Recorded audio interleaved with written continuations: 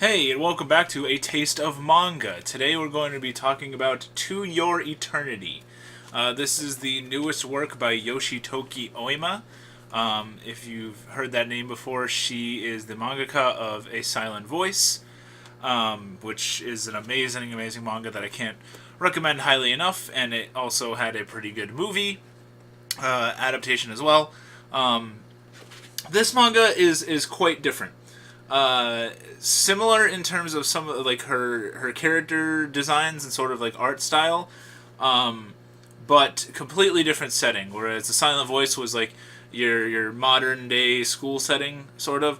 This takes place in some sort of like they haven't. I don't think they've quite said it yet, but it seems like it's centuries ago because they have this sort of like natives, like native culture, where people are still using like arrows and I think like riding horses and stuff and using like sled dogs and stuff to travel. There's no like cars or planes or anything.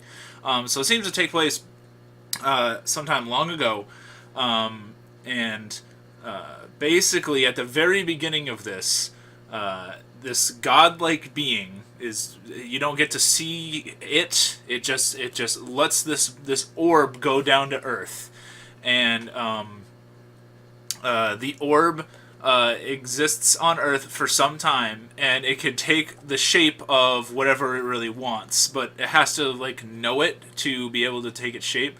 So at first it was just this orb on Earth, right? And the only thing around it, were like rocks and stones. So he became a stone for some amount of time, and eventually a wolf comes by, a wounded wolf, and dies beside the rock, and this weird rock being takes the form of the wolf.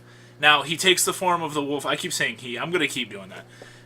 It takes the form of the wolf, to like perfect replica. That being, it's also wounded. So that's when it learns to be able to regenerate.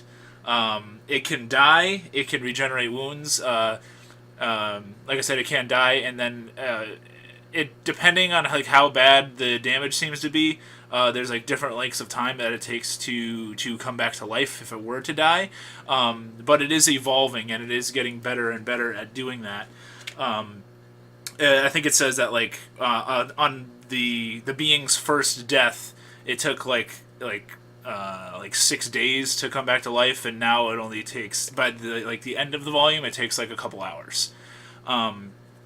So it has taken the form of a wolf, has healed itself of its wounds, and as the wolf travels the world and finds this small like abandoned village, and the village is like desolate, and there's only one person living there, and it turns out that this boy, who is the only person left in the village, is the owner of this wolf here that he's taken the form of.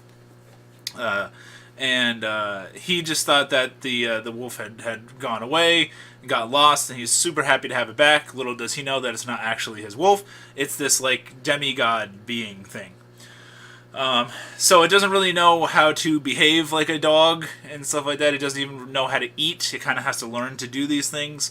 It learns that its body needs to do these things because it is still like an organic body. It needs to eat. It needs warmth.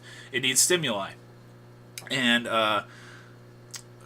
for a while, it lives with this boy here, and the village is deserted. Besides this kid, the way he describes it is that there were more people in the village before, but there was some sort of great migration of people to either go find like supplies or go find paradise. They worded it as paradise. He says there's paradise over the mountains.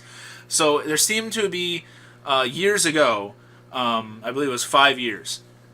5 years ago, this migration of people had left this village with the promise that they would come back, and they never did. And the boy was left with a lot of the elderly people in town, kind of sitting at home waiting for everybody else to come back, and they never did. There's really harsh conditions outside of the village. It's really snowy. It's like tundra. It's you can probably get lost very easily, and these people just never came back. Now he has a hope that these people will return. But it's been about 5 years, and it's just him. Like, all of the old people have died off, and so it's really really sad. It kind of hits you here because he's really hopeful at the same time. He's really depressing because he keeps talking about how like um, they're gonna come back someday. They definitely reach paradise. They're gonna come back, and I can't wait to see paradise for myself. So much so that he gets really tired of being alone, and he decides that he's not going to wait around anymore. He had sort of promised to himself years ago that he was going to wait for everybody, and then he decides to go off on his own. And he eventually gets sort of lost in the tundra, and it's really treacherous out there. And he like falls, and he like hurts. He cuts his leg or something, and he's like I'd say like a teenage kid. He doesn't know anything about like medical stuff. I mean, he's from this like village of like huts. But he gets this like infection in his leg, and him and the wolf, they go back to the village, and he dies. And the last thing he says to the wolf is, "Please remember me forever." Now, he died thinking that wolf was his. Again, pretty sad. Oima is really good at hitting you in the feels. And the wolf actually takes the form of the boy. Once again, in sort of perfect completion, wounds and all, but then he can heal them and regenerate. He could die, come back to life, and everything. And it's just really interesting because this being, this like super powerful, potentially being, has to evolve and has to like learn things. Like it turns into the boy, and for like some time it was like pissing his pants and like shitting his pants. It was soiling himself because he didn't understand like what a bathroom was, and when he was a wolf he just went wherever, and he doesn't understand like proper nourishment. So he's just kind of like wandering for a long time as this like immortal being. And